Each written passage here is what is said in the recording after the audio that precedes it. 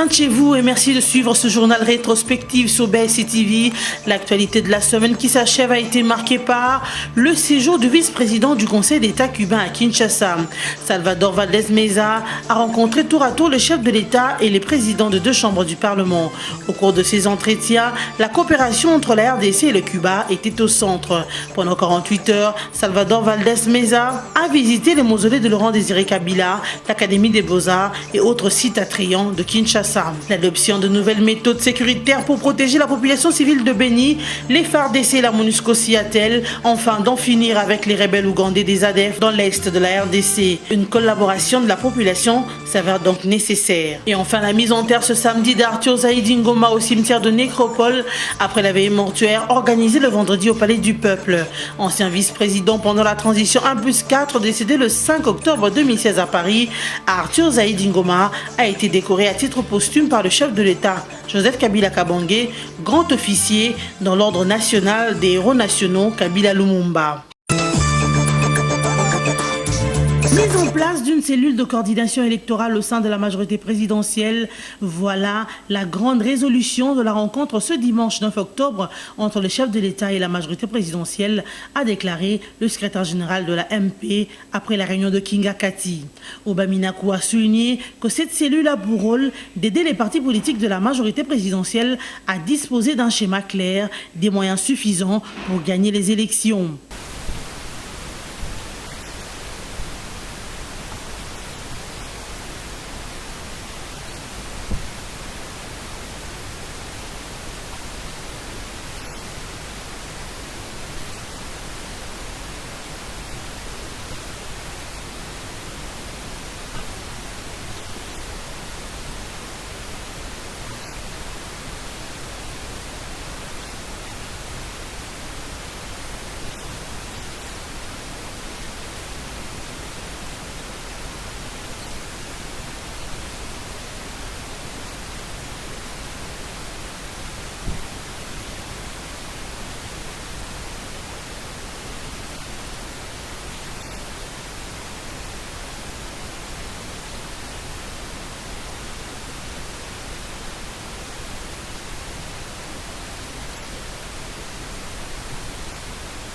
Au cours de cette réunion, l'autorité morale de la MP a réitéré sa volonté ferme d'organiser les élections en RDC par le biais de la CENI, a conclu le porte-parole de la plateforme politique MP. Très bientôt, un accord politique à l'issue du dialogue. La signature peut intervenir d'ici quelques heures. Cette affirmation est de Lambert Mendeo Malanga sur le plateau d'entretien sur France 24. On peut même annoncer la signature pour les jours ou les heures qui viennent d'un accord politique parce que ces discussions finalement semblent avoir produit des résultats positifs et que nous allons trouver une commune définition de la situation avec nos partenaires de cette partie de l'opposition qui a accepté de s'asseoir autour d'une table. Donc oui, probablement un accord va intervenir, un accord politique. Le porte-parole du gouvernement congolais, répondant aux questions du journaliste sur la période avant l'élection, a évoqué l'article 70 de la Constitution qui prévoit une continuité de l'État en cas d'élection hors délai constitutionnel. Cette période est donc appelée abusivement transition. La question est plutôt la gestion des institutions pendant cette continuité de l'État. Pour Lambert Mendeo Malanga, le chef de l'État, Joseph Kabila Kabange, n'a pas besoin de dire s'il va se représenter ou non, vu que la Constitution a déjà tout prévu. Il estime qu'il n'est pas important de chercher à convaincre les postures extrémistes de négociation. Cependant, face aux sanctions américaines, belges ou menaces de la France, le porte-parole du gouvernement congolais a rappelé que la RDC récuse toute interférence extérieure. Elle reste ouverte pour des suggestions. Lambert Mendeo Malanga a souligné que l'affaire Bruno Tshibala de l'UDPS est judiciaire et non politique. Bruno Tshibala avait appelé à la violence le 19 et le 20 septembre dernier. Il est tout à fait normal que le procureur lui demande des comptes. C'est connu, le Premier ministre qui va diriger la transition politique qui intervient après le 19 décembre 2016 sera issu de l'opposition prenant part au dialogue politique. Le porte-parole de la majorité présidentielle l'a annoncé le mercredi dernier. André-Alain Ntundou a précisé que la majorité présidentielle a accepté d'accorder le poste de Premier ministre à l'opposition, tout en soulignant qu'il s'agit d'une responsabilité pour l'opposition. Après cette annonce, l'opposition a cédé sur toute la ligne. Plus la moindre condition pour le statut du chef de l'État après l'expiration de son second et dernier mandat le 19 décembre 2016, ni sur la date exacte de la tenue couplée des élections présidentielles, législatives, nationales et provinciales, sur la durée de la transition et encore moins sur la libération des prisonniers politiques et la réouverture des médias. Cette situation suscite la question de savoir si l'opposition politique n'était-elle pas seulement en quête du pouvoir. Pour rappel, c'est depuis le 23 septembre que le facilitateur Edem Kodjo a remis aux parties prenantes au dialogue politique un projet d'accord politique devant être signé à l'issue de ces forums. Un document dont le contenu est basé sur l'organisation des élections, la période de continuité de l'État avec un nouveau gouvernement de large union nationale, sous la direction de l'actuel chef de l'État jusqu'à l'installation du nouveau président de la République élu. Des points qui ont créé des divergences et ont plongé les travaux du dialogue politique dans l'impasse suite au désaccord entre la majorité présidentielle et l'opposition. Maintenant que la majorité présidentielle a cédé pour la primature, il reste à savoir qui occupera ce poste. Est-ce Vital Kamerhe, co-modérateur du dialogue pour le compte de l'opposition, ou Léon Kengoa Dondo, président du Sénat et autorité morale de l'opposition républicaine, une plateforme qui revendique le leadership de l'opposition? Qui prendra ses fauteuils à la primature? À ces stades, il se dessine déjà que très bientôt, Edem Kodjo, le facilitateur désigné par l'Union africaine et appuyé par les Nations unies, va très bientôt plier bagage, car c'est maintenant une question de jours ou d'heures pour la signature de l'accord politique afin de sceller le principe de la gestion consensuelle de la période intérimaire. Après un séjour de 48 heures en République démocratique du Congo, l'émissaire du président cubain, le vice-président du Conseil d'État Salvador Valdés Mesa, a quitté Kinshasa ce mardi 11 octobre dans la soirée. Une visite qui rentre dans le cadre de la coopération bilatérale entre les deux pays amis. Aussitôt après son arrivée dans la capitale congolaise le lundi 10 octobre, le vice-président du Conseil d'État cubain Salvador Valdés Mesa a visité le mausolée Laurent-Désiré Kabila. Il a été accueilli par le président de la fondation Musée Laurent-Désiré Kabila, Janet Kabila. Il s'est ensuite recueilli devant la tombe du soldat du peuple Musée Laurent-Désiré Kabila, une façon pour lui de reconnaître le sens de la lutte héroïque menée par celui-ci pour la libération de la RDC, une lutte dont l'inspiration s'apparente à la révolution cubaine menée par Che Guevara.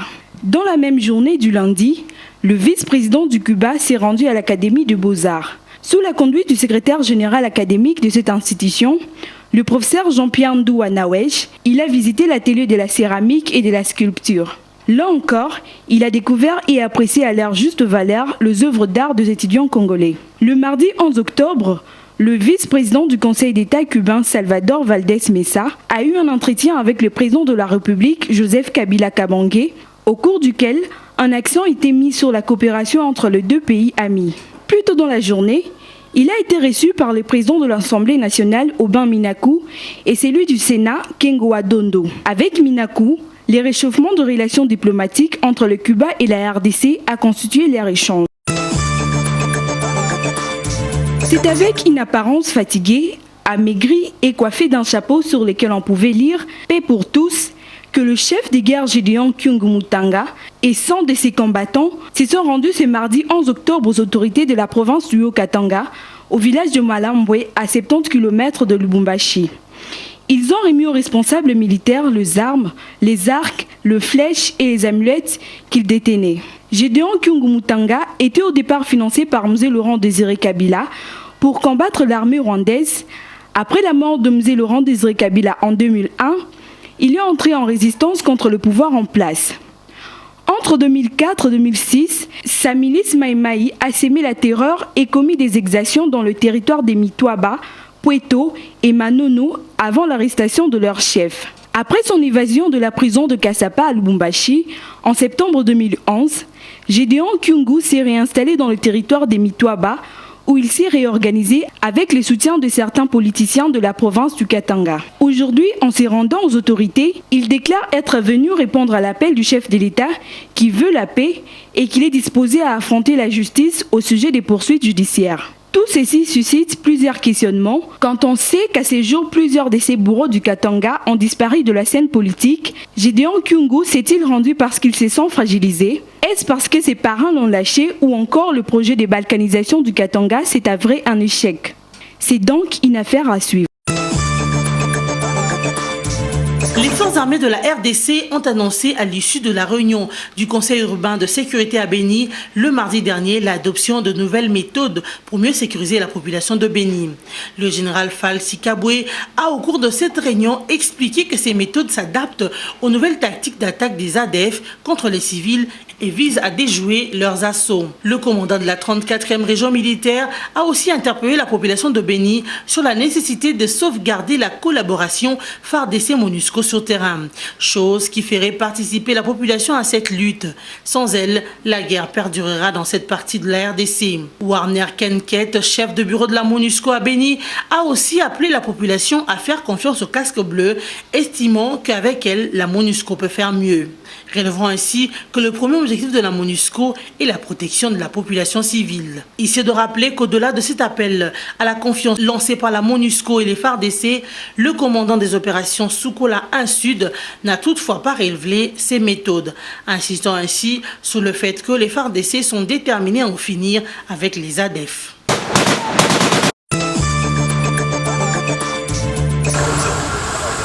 Sur les 7700 commandés, un premier lot de 1832 kits d'enrôlement en provenance de la France ont été réceptionnés ce week-end par le bureau de la CENI.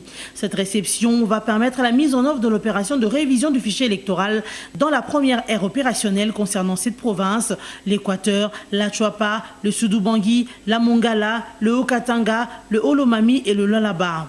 Pendant l'opération de déploiement de kits d'enrôlement, le personnel pour la formation des agents va se déployer sur terrain également.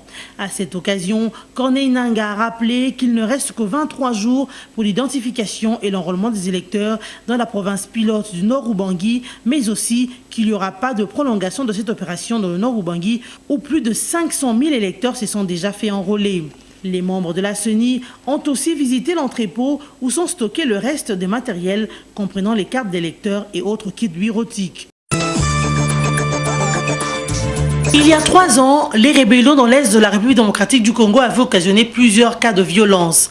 Actuellement, les choses s'améliorent dans cette partie de la RDC. Depuis la mise en place du bureau de la représentante personnelle du chef de l'État en charge de la lutte contre les violences sexuelles et le recrutement d'enfants, la population congolaise a brisé le silence sur ces actes jadis tabous pour l'aborder. Au cours de la clôture de la conférence sur les violences sexuelles organisée par la RDC et les Nations Unies, Janine Mabunda a affirmé que les cas de violences sexuelles en RDC ont baissé de 50% en 2 ans seulement. Un sujet de fierté, mais pas de réjouissance pour la RDC car il y a encore à faire dans les années qui viennent. Pour la représentante personnelle du secrétaire général de l'ONU chargée de la lutte contre les violences sexuelles dans les zones en conflit, la RDC doit reconnaître ses faiblesses et sa force afin de trouver des solutions idoines.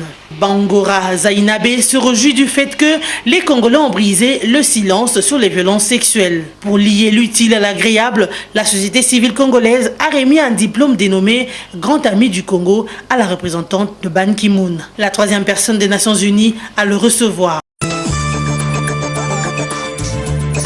En place de l'ordre de médecins en RDC le 29 novembre 2011 et celle des pharmaciens le 15 septembre 2015, le premier congrès de l'ordre des infirmiers de la RDC s'est ouvert lundi 10 octobre 2016 à Kinshasa. Désormais, tout infirmier congolais doit être inscrit dans l'ordre national des infirmiers, un organe régulateur pour protéger les infirmiers mais aussi la population congolaise. Cette cérémonie connaît la participation de plusieurs infirmiers, médecins et autres personnes venues de toutes les provinces de la RDC. Ils vont échanger pendant 5 jours sur les possibilités d'amélioration de leurs services, notamment des soins administrés aux patients. Le président national de l'ordre des infirmiers, Komba Djeko, s'est réjoui du fait que cette corporation, qui était auxiliaire à la profession médicale depuis 1952, est aujourd'hui devenue autonome. Nous allons réfléchir autour de l'impact de l'ordre pour l'amélioration de la qualité de la formation et des soins infirmiers. Nous avons un ordre aujourd'hui.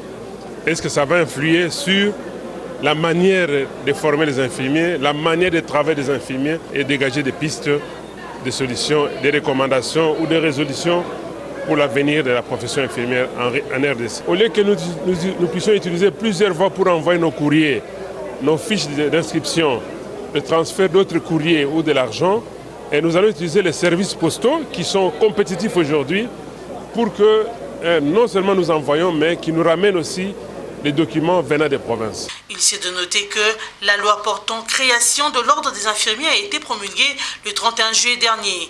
Komba Djeko a profité de ce premier congrès pour remercier tous ceux qui ont milité pour l'adoption de cette loi au Parlement.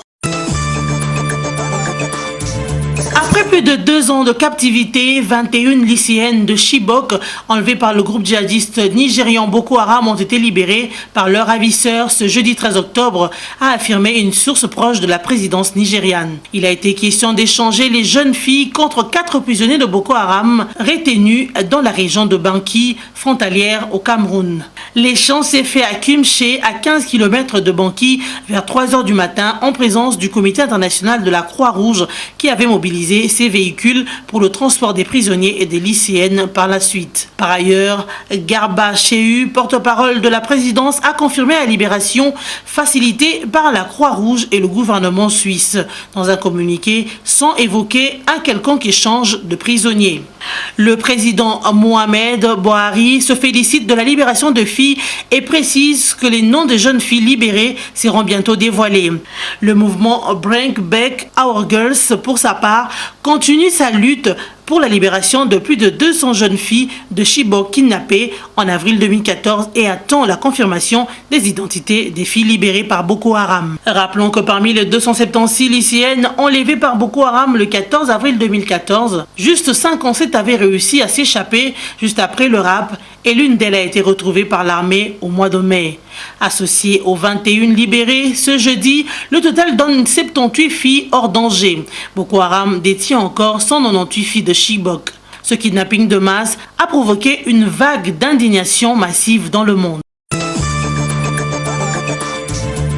94 voix pour, 2 contre et 14 abstentions. L'Assemblée nationale burundaise a voté massivement pour son retrait du traité de Rome de la Cour pénale internationale. Une décision prise après la sortie d'un rapport d'experts de l'ONU accablant sur des graves violations des droits de l'homme et la création d'une commission internationale d'enquête par la Cour des droits de l'homme. Après avoir reçu ce document 2 heures à peine, les sénateurs burundais l'ont adopté à l'unanimité. Il y a une semaine, le projet de loi a été adopté par le Conseil des ministres. De nombreuses organisations de droits de l'homme traduisent ce comportement comme une volonté de la part de nombreux responsables burundais épinglés pour leurs responsabilités dans les violations massives de droits de l'homme dans ce pays et d'échapper à la justice internationale. Du côté pouvoir du président Pierre Nkurunziza, il parle de défense de l'indépendance nationale contre un complot international qui veut faire tomber un pouvoir élu par le peuple. Selon des sources de la Chambre haute du Parlement burundais, ce projet devait être envoyé à la présidence dès mercredi soir pour sa promulgation, ce qui va faire du Burundi le premier État du monde à se retirer de la Cour pénale internationale. La République démocratique du Congo a rendu un hommage vibrant ce vendredi 14 octobre à Arthur Zaïdi Ngoma. Le membre du gouvernement, les députés et sénateurs, les acteurs politiques ainsi que la famille biologique du défunt élargie à sa grande famille de la province du Maniema, tous ont répondu présents à cette cérémonie officielle présidée par le chef de l'État Joseph Kabila au Palais du Peuple. L'éclos de la cérémonie a été l'élévation à titre posthume au rang de grand officier à l'ordre des héros nationaux Kabila Lumumba, une reconnaissance à l'endroit de cet ancien vice-président pour ses mérites et loyaux services rendus à la nation. Nous élevons à titre posthume à la dignité de grand officier de l'ordre national et aux nationaux Kabila Lumumba pour vos mérites, vos loyaux et éminents services rendus à la nation. Plusieurs témoignages aussi poignants qu'émouvants se sont succédés sur la personne de l'illustre disparu. Les uns comme les autres l'ont qualifié d'un homme de paix qui a lutté pour le bien et la cohésion de la RDC, raison de sa présence au dialogue dans les derniers jours de sa vie, un moment d'intense émotion. Quand j'étais petite, une fois je lui avais dit de rester avec nous pour les vacances. Et il m'a fait répondu que non, le pays n'attend pas. L'on a noté également la présence du président de l'Assemblée nationale du Congo-Brazzaville, Justin Kumba, un grand ami du fait Zaïdi Ngoma depuis l'UNESCO où ils avaient travaillé ensemble. Idem Kodjo, le facilitateur du dialogue politique inclusif auquel il participait avant son décès, était aussi présent à ses obsèques. Malheureusement, Zaïdi Ngoma ne signera pas l'accord politique tant entendu à l'issue de ces dialogues. Décédé à Paris le mercredi 5 octobre 2016, la dépouille d'Arthur Zaïdi Ngoma a été rapatriée le jeudi 13 octobre à Kinshasa pour la morgue de l'hôpital du Cinquantenaire. Il sera conduit en sa dernière demeure le samedi 15 octobre 2016 au cimetière de Nécropole entre terre et ciel après la veillée mortuaire organisée la nuit de ce vendredi au Palais du Peuple. Sans dernier changement, le FC Renaissance du Congo jouera avec le Daring Club Motema Pembe le 21 octobre prochain. Date officielle du match après son report au début du championnat de la Ligue nationale de football. Les deux équipes évoluent dans le championnat d'élite de la Division 1. Le FC Renaissance du Congo est dans la meilleure option depuis le début de la Division 1. Visiblement, rien ne pourra arrêter le vainqueur de la Coupe du Congo en titre. De leur côté, les Immaculés de Daring Club Motema Pembe évoluent à dents de scie. Ils ont enregistré 2 victoires de douleur et une défaite, dont 3 rencontres au championnat. La rencontre de FC Renaissance et d'Essampé, les deux frères ennemis, s'annonce houleux. Le rendez-vous est donc pris pour ce 20 octobre au stade des Martyrs. Mesdames, Messieurs, ainsi s'achève cette rétrospective de la semaine. Merci de rester fidèles à BSI TV.